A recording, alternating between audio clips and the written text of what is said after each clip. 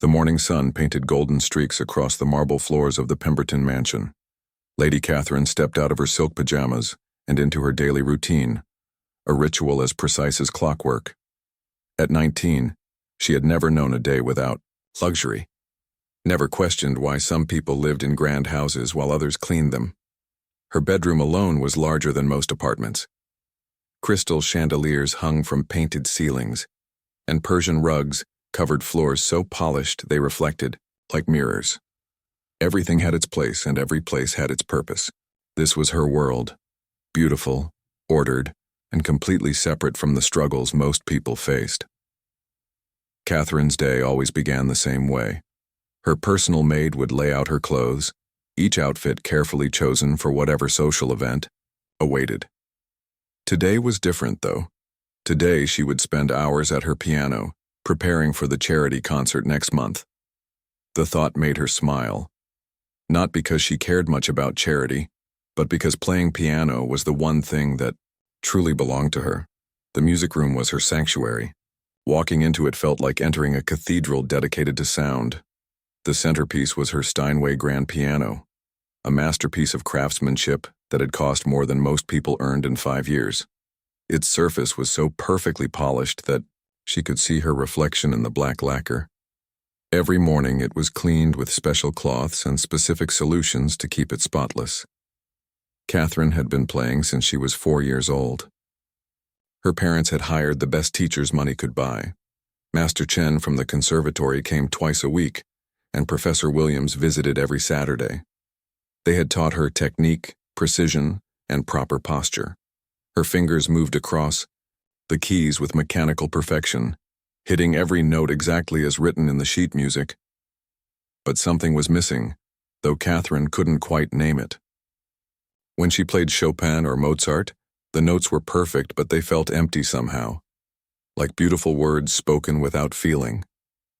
She had won competitions, impressed guests at dinner parties, and earned praise from her teachers. Yet sometimes, late at night when the house was quiet, she wondered if there was more to music than just playing the right notes at the right time. The rest of the mansion buzzed with activity she barely noticed. Gardeners trimmed the roses outside her window. Cooks prepared elaborate meals in the kitchen. Drivers washed and polished the family cars. And cleaning staff moved through the rooms like invisible spirits, making everything perfect before the family woke up. Catherine never really thought about these people. They were just part of the background, like the furniture or the paintings on the walls. She knew they existed, of course, but they lived in a completely different world from hers. Their problems, their dreams, their families, none of it touched her daily life. Her mother often reminded her about proper behavior around the staff. Be polite but not friendly, she would say. Maintain appropriate distance, remember your position. Catherine had absorbed these lessons without question. It wasn't cruelty. It was simply how things were supposed to be. Meanwhile, in a small apartment across town, someone else was also starting her day. The alarm clock rang at 5 in the morning, jolting her awake after only a few hours of sleep. Her name was Rosa, and she had been working at the Pemberton estate for 3 months now. Every morning, she would kiss her sleeping daughter goodbye and catch 2 buses to reach the mansion before the family stirred. Rosa's world was completely different from Catherine's. Her apartment had 2 small rooms, shared with her 8-year-old daughter and elderly mother. The walls were thin, and she could hear the neighbors arguing next door. There was no piano, no crystal chandelier, no Persian rugs, but there was love, laughter, and music of a different kind. Rosa had grown up in a small village where music was everywhere. People sang while they worked, played guitars at family gatherings, and taught children simple melodies passed down through generations. Music wasn't about perfect technique or expensive instruments. It was about expressing feelings, telling stories, and bringing people together. As a child, Rosa had learned to play on an old church piano with several broken keys. The sound wasn't perfect, but it carried the prayers and hopes of her community.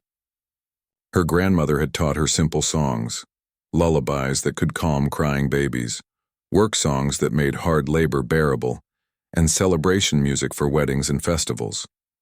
But that life was far behind her now. Rosa had come to this country with big dreams and little money. She thought she would find better opportunities, maybe even continue her education. Instead, she found herself cleaning rich people's houses, sending most of her earnings back home to support her family. The work was honest but exhausting. Rosa scrubbed floors, dusted furniture, and cleaned bathrooms in houses she could never afford to live in. She moved quietly through these beautiful spaces, careful not to disturb anything, trained to be invisible. The wealthy families she worked for were usually polite but distant. She was part of the service, not a person with her own story. Working at the Pemberton Mansion was different from her other jobs, though. The house was incredibly beautiful, like something from a fairy tale. But it also felt cold somehow, despite all its luxury. The family members barely acknowledged her presence. They lived their lives completely separate from hers, as if she existed in a different dimension. The music room fascinated Rosa most of all. Sometimes when she was cleaning nearby hallways, she could hear Catherine playing. The young woman was clearly skilled, every note was precise and clear, but Rosa noticed something the trained teachers had missed. The music, though technically perfect, seemed to lack something essential. It was like watching someone recite a poem in a language they didn't really understand.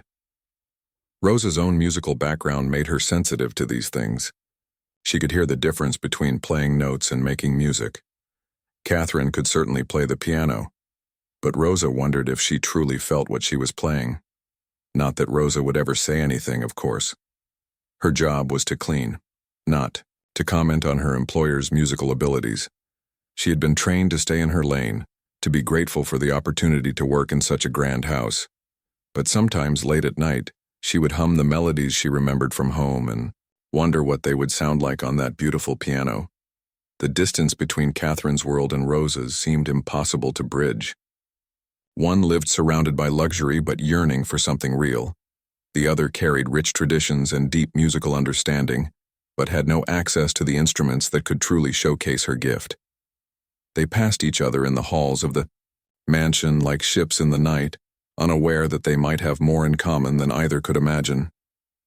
Neither of them knew that soon, a single moment of curiosity would change everything. A simple touch of piano keys would reveal truths about music, class, and human connection that would surprise them both. The beautiful, ordered world of the Pemberton Mansion was about to experience something it had never known before. The power of music played with genuine emotion by hands that understood its true purpose. Tuesday morning arrived with unusual quietness in the Pemberton Mansion. The family had left early for London, their expensive cars disappearing down the long driveway before sunrise. Catherine had packed her bags the night before, excited about a week of shopping and theater visits. Her parents had business meetings, and she would spend her days exploring the city's finest stores and cultural attractions. For Rosa, this meant something entirely different. When the family was away, her work became both easier and lonelier. Easier because she didn't have to worry about disturbing anyone or staying invisible. Lonelier because the massive house felt like a beautiful tomb, filled with expensive objects, but empty of human warmth. She moved through her morning routine with practiced efficiency. First the kitchen, then the dining room, followed by the living areas.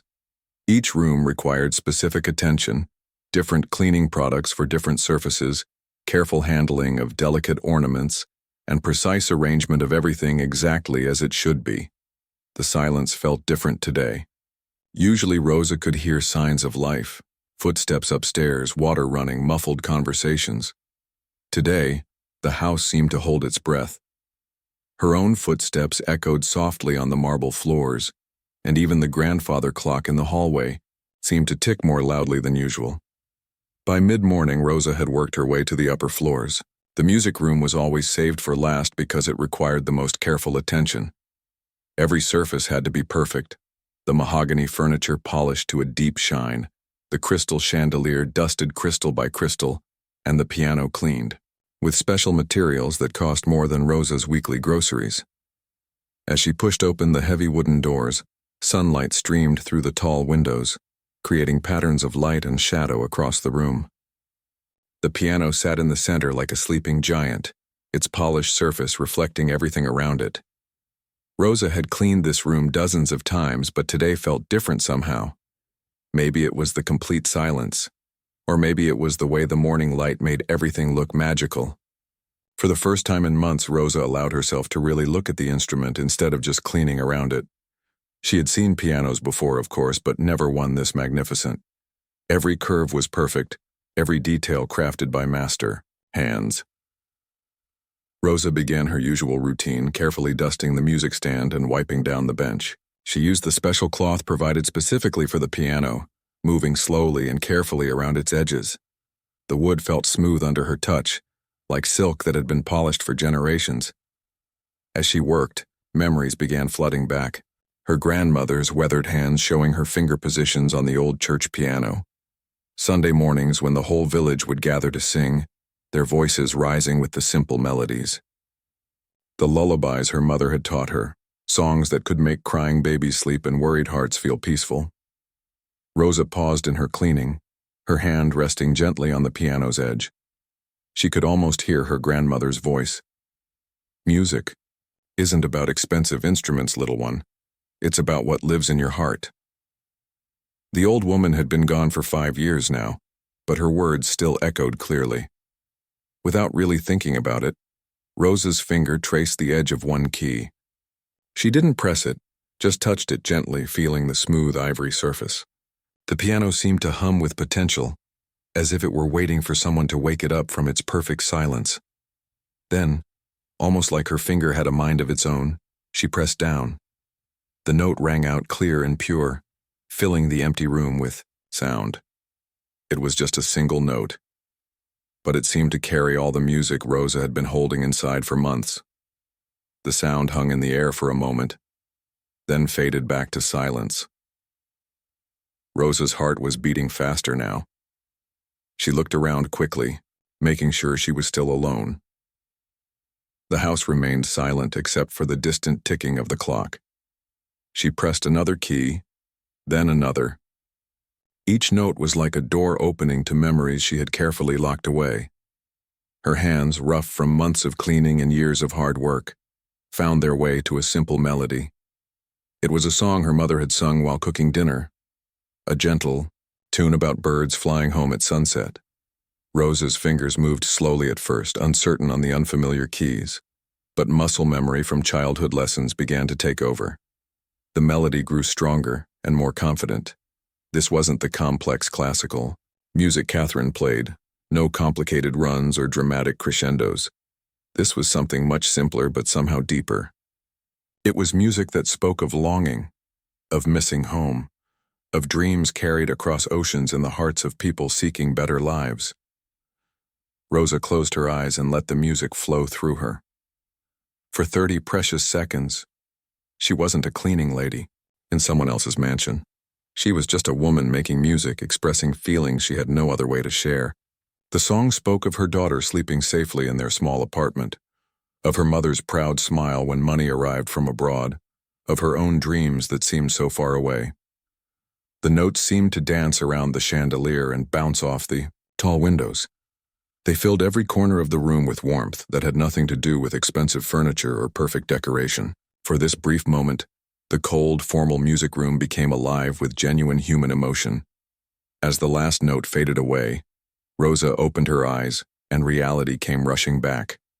What had she done? Her hands flew away from the keys as if they had been burned. She looked around frantically, suddenly terrified that someone might have heard. The cleaning cloth was still in her left hand, and she quickly began wiping the keys she had just touched, trying to erase any evidence of her moment of weakness. Her heart pounded as she imagined trying to explain this to Mrs. Pemberton. How could she possibly make them understand? She was paid to clean their house, not to play their expensive piano. They would see it as a violation of trust, a crossing of boundaries that should never be crossed. Rosa forced herself to breathe slowly and continue her work. She dusted around the piano bench, arranged the sheet music exactly as she had found it, and made sure every surface gleamed perfectly. But she couldn't shake the feeling that something had changed in this room. The piano seemed different now, as if it had been waiting for someone to touch it with real feeling instead of just technical skill. As she gathered her cleaning supplies and prepared to move on to the next room, Rosa couldn't help but glance back at the piano one more time. Those few moments of music had reminded her of who she was beyond her job as a cleaner. She was someone with her own story, her own talents, her own dreams. The melody still echoed softly in her mind as she closed the door behind her, not knowing that this single moment of musical courage would soon change everything in ways she could never imagine. Catherine sat in the back seat of the luxury car, watching London's busy streets flash by through tinted windows. The shopping trip had started well enough. She had found a beautiful dress for the upcoming charity event and spent the morning at her favorite boutiques. But something felt wrong. She couldn't concentrate on anything, and even the most expensive items seemed uninteresting. By lunchtime, she realized what was bothering her. She had forgotten her sheet music for the charity concert, the pieces she needed to practice every single day. The thought of missing even one day of preparation made her anxious. Her performance had to be perfect. People would be watching, judging, comparing her to other young ladies from wealthy families. "Turn around," she told the driver suddenly. "I need to go back home." Her parents weren't happy about the change of plans, but they agreed to let her return alone, while they continued with their business meetings. The drive back to the estate took 2 hours, and Catherine spent the entire time thinking about her piano practice. She had planned every minute of her preparation schedule, and this unexpected trip was throwing everything off balance. The mansion looked different when she arrived in the early afternoon. Without the usual activity of staff and family members, it seemed almost ghostly. Her heels clicked loudly on the marble floors as she walked quickly toward the music room. She just needed to grab her sheet music and head back to London. 10 minutes and she would be on her way. As she approached the familiar double doors, Catherine heard something that made her stop dead in her tracks. Music was coming from inside the room, but it wasn't her music. It wasn't anything she recognized from her classical training or the pieces she had been practicing. The melody was simple, almost childlike, but there was something about it that caught her attention. It had a warmth and sadness that seemed to flow directly from the player's heart. Catherine had heard thousands of pieces played by professional musicians, but this felt different, raw, real. Like someone was telling a story through the keys instead of just playing notes. Catherine's first thought was confusion. Who could possibly be in her music room?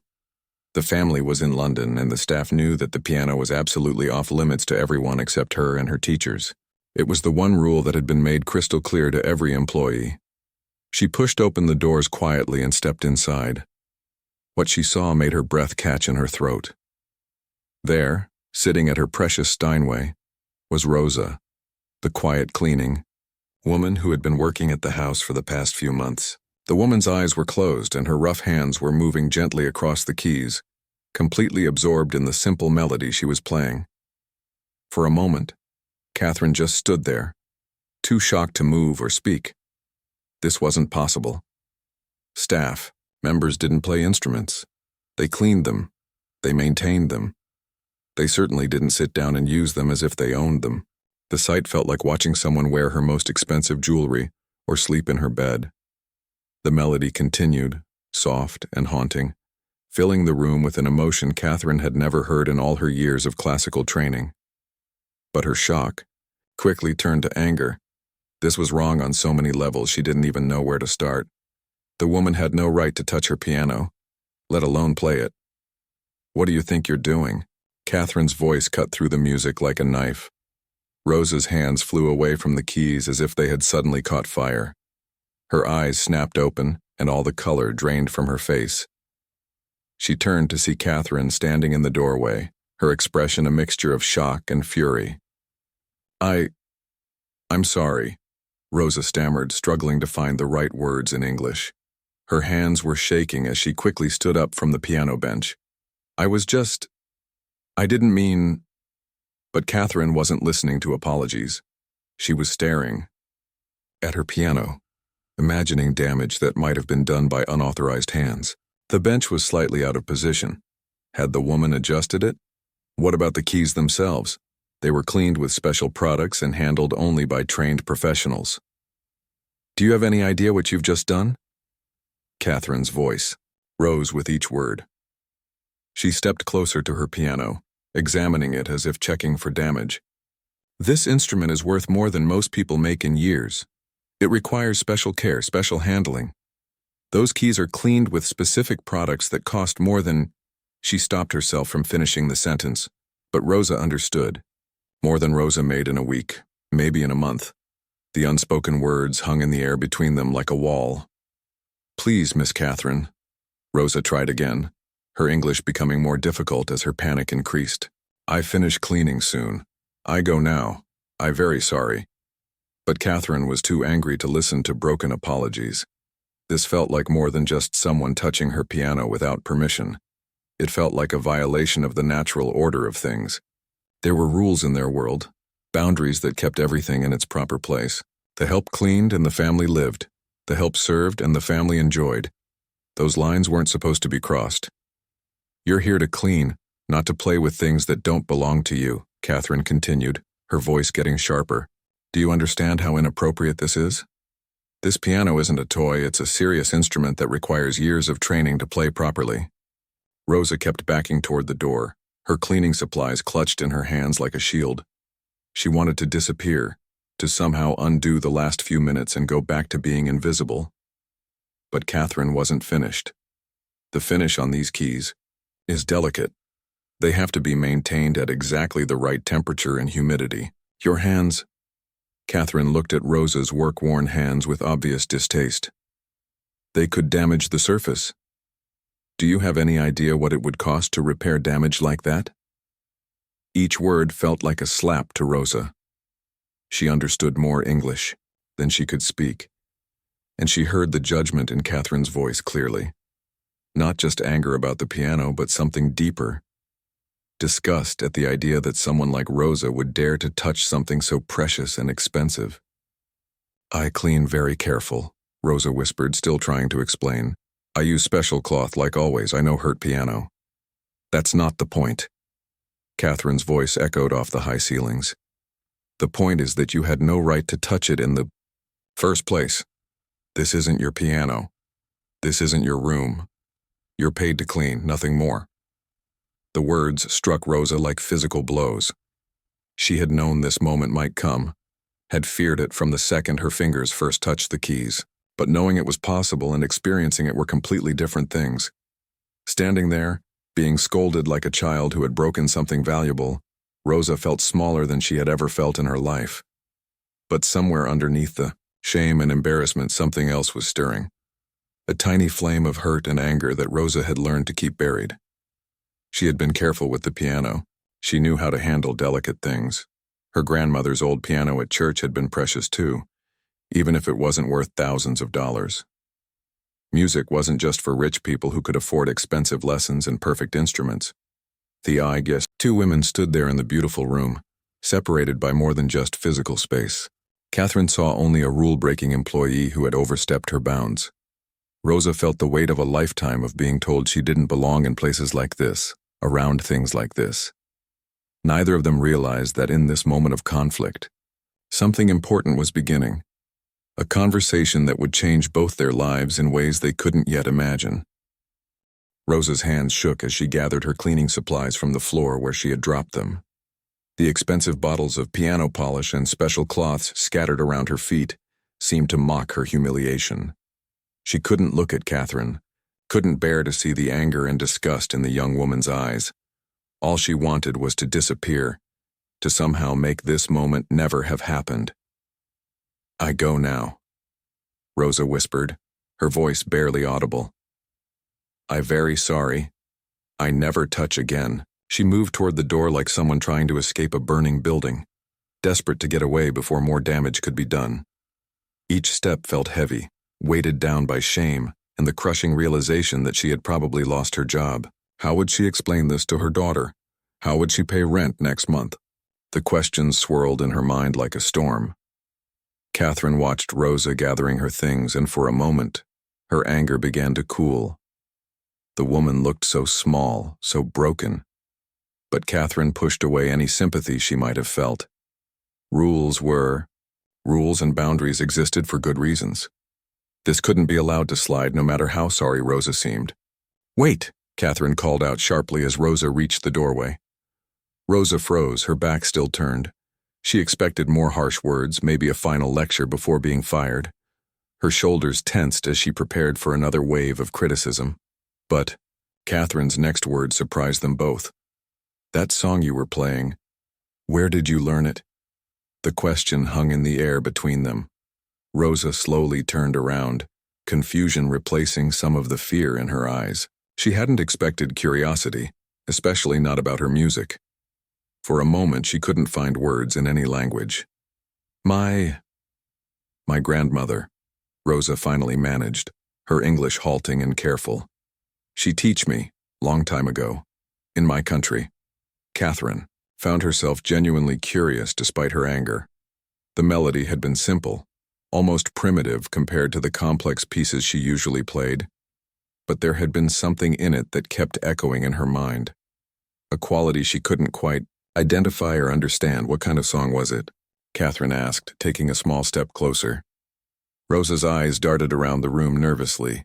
She wasn't sure if this was a trick question or if Catherine was genuinely interested. Speaking about her grandmother felt dangerous somehow, like revealing a secret that might be used against her. "Is lullaby," Rosa said quietly. "My grandmother sing to children in village. When they sad, when they scared. She say music make heart feel better." Catherine had never heard music described that way before. In her world, music was about technique, performance, and impressing audiences. It was about perfect execution and flawless presentation. The idea that someone would play simply to make hearts feel better seemed almost childish. But as Rosa spoke about her grandmother, something shifted in her posture. The fear was still there, but underneath it, Catherine could see a different kind of strength. This woman wasn't just a cleaning lady who had overstepped her bounds. She was someone with her own history, her own knowledge, her own relationship with music. "She taught you to play piano?"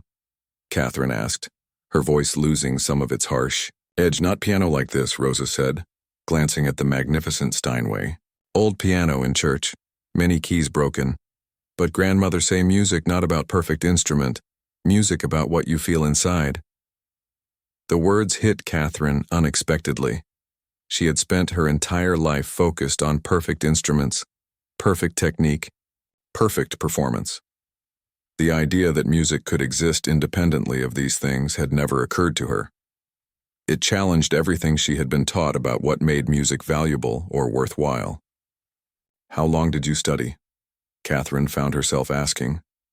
Rosa's face softened slightly as she remembered. "Every Sunday after church, grandmother show me songs from her grandmother, and her grandmother before. Music very old, passed down through family for many, many years."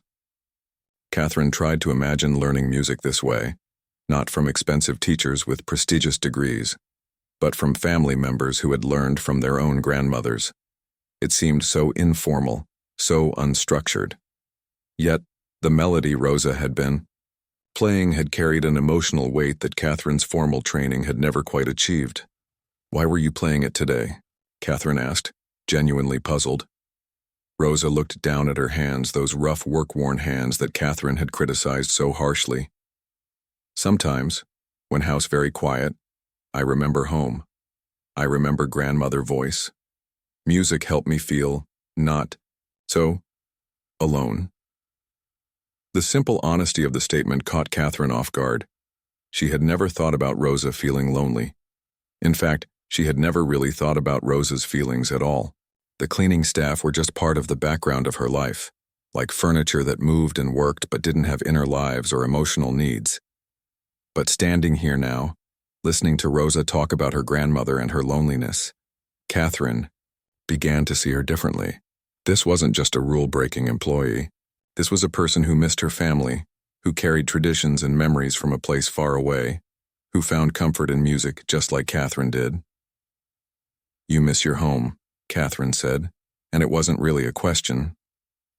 "Every day," Rosa admitted. "But I stay here for my daughter. She needs school, need better life. So I work, I send money home, I try to make good life for her.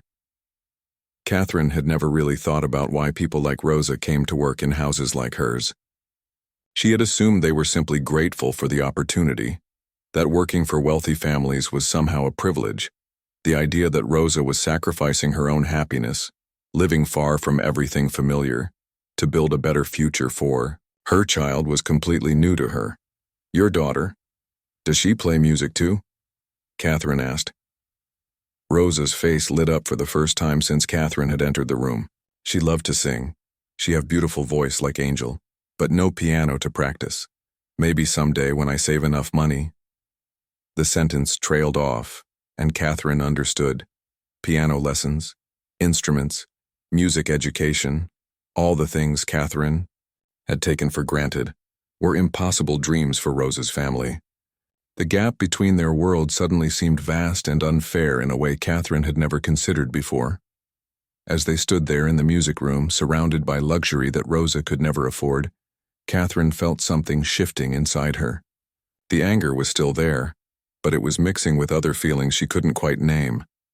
Curiosity about Rosa's musical background, confusion about her own assumptions, and something that might have been the beginning of respect.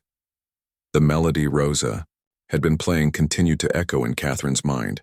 It was so simple, yet it had communicated something her years of complex classical training had never quite captured. Raw emotion, pure feeling, music that came from the heart instead of from a textbook. That song, Catherine said slowly. Could you play it again? Rosa's eyes widened in surprise. She looked at Catherine uncertainly, not sure if this was another test or trap. You want me to play more? Catherine found herself nodding, even though part of her couldn't believe what she was asking. I want to understand it better. The melody. It's different from anything I've learned. For the first time since Catherine had entered the room, Rosa's fear began to be replaced by something else.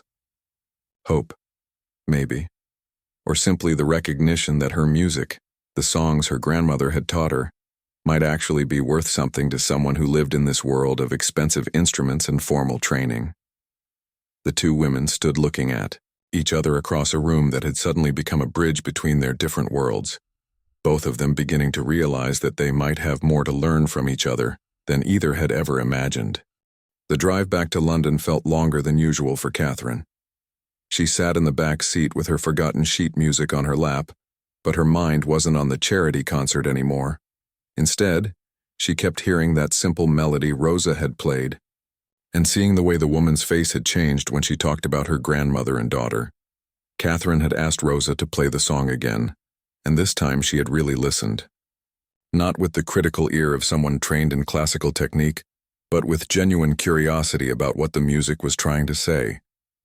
The melody was indeed simple, just a few notes repeated with gentle variations, but there was something in the way Rosa played it that made Catherine's chest feel tight with emotion she couldn't name. What do the words mean? Catherine had asked. Rosa had smiled shyly and translated slowly. Little star, light the way back home. When the night is dark and long, help us find where we belong. Catherine had never heard a lullaby quite like it. Her own childhood songs had been carefully chosen classical pieces or proper English nursery rhymes, but this song seemed to carry the weight of generations, mothers singing to children, grandmothers passing down comfort through melody, families staying connected across distance and time. That night in her London hotel room, Catherine couldn't sleep. Every time she closed her eyes, she heard Rosa's voice explaining how music could make hearts feel better. She thought about her own relationship with the piano, all those years of lessons focused on technical perfection, competitions won through flawless execution, praise earned by playing other people's compositions exactly as written.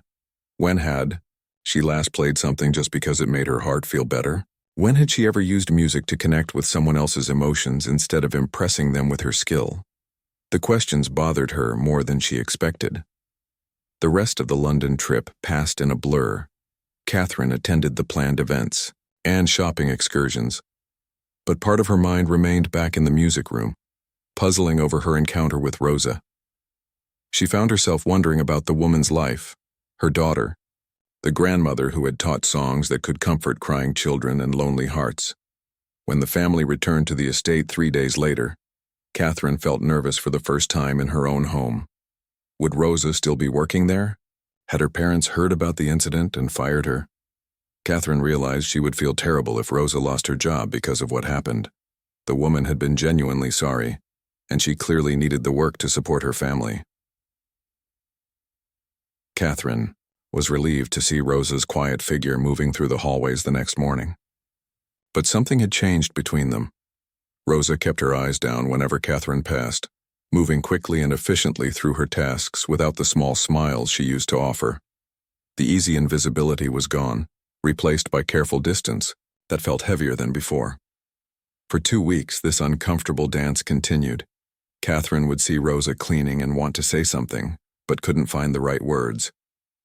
Rosa would notice Catherine watching her and hurry to finish her work in other rooms. The music room became a place they both avoided when the other was nearby. But Catherine found herself thinking about their conversation constantly. She began paying attention to Rosa in ways she never had before, noticing how carefully the woman handled everything, how she hummed softly while working when she thought no one could hear, how her face would light up when she received phone calls that were clearly from her daughter. One afternoon, Catherine made a decision that surprised, even herself. She had been practicing for hours, running through the same pieces she always played, when she realized how empty they felt. Perfect notes, flawless timing, but no real feeling behind them. She thought about Rosa's words, music about what you feel inside, and something clicked. Catherine found Rosa cleaning the library down the hall. The woman looked up nervously when Catherine appeared in the doorway. Could you teach me that song? Catherine asked quietly. The one your grandmother taught you? Rosa's eyes widened in surprise. She looked around quickly, as if checking to make sure they were alone. You want to learn my song? I've been thinking about what you said, Catherine admitted. About music making hearts feel better. I don't think I know how to do that.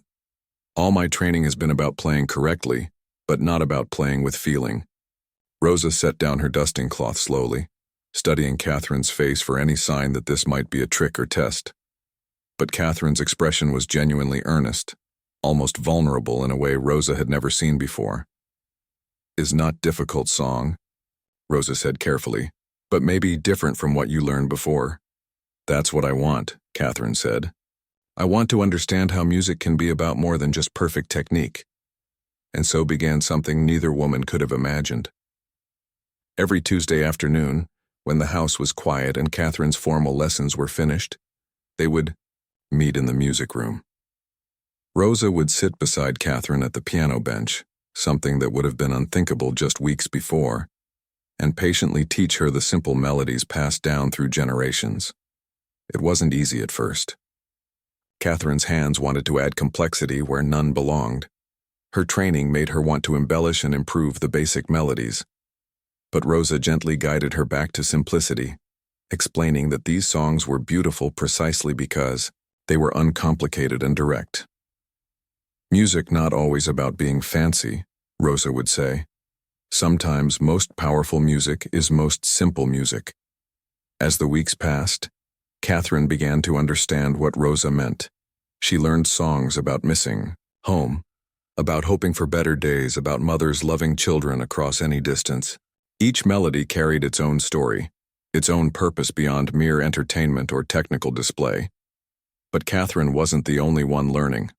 Rosa discovered that her new student was genuinely curious about her culture, her family, her experiences.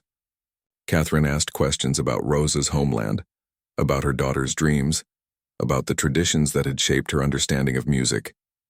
My daughter, she want to be teacher someday, Rosa shared one afternoon. She study very hard, but sometimes I worry she forget where she come from. Music could help her remember, Catherine suggested. These songs you're teaching me, they're like a bridge between old and new, aren't they? Rosa smiled at that. Yes, like bridge. Music help us remember who we are, even when we live in different place. Their friendship grew slowly but surely. Catherine began to see Rosa not as the help, but as someone with valuable knowledge and experiences to share. Rosa started to relax around Catherine, realizing that this young woman was genuinely interested in learning, not just passing time with an amusing diversion. The change affected more than just their Tuesday meetings. Catherine found herself playing with more emotion in her formal pieces, bringing a warmth to her classical training that her teachers noticed immediately. Rosa walked through the mansion with more confidence, humming her grandmother's songs openly instead of hiding them. One evening, Catherine made another decision that would have shocked her parents. She invited Rosa to stay after their usual lesson and asked if she would like to call her daughter. Using the house phone, Rosa connected with her 8-year-old back in their small apartment, and Catherine listened as the little girl's excited voice filled the music room through the speaker.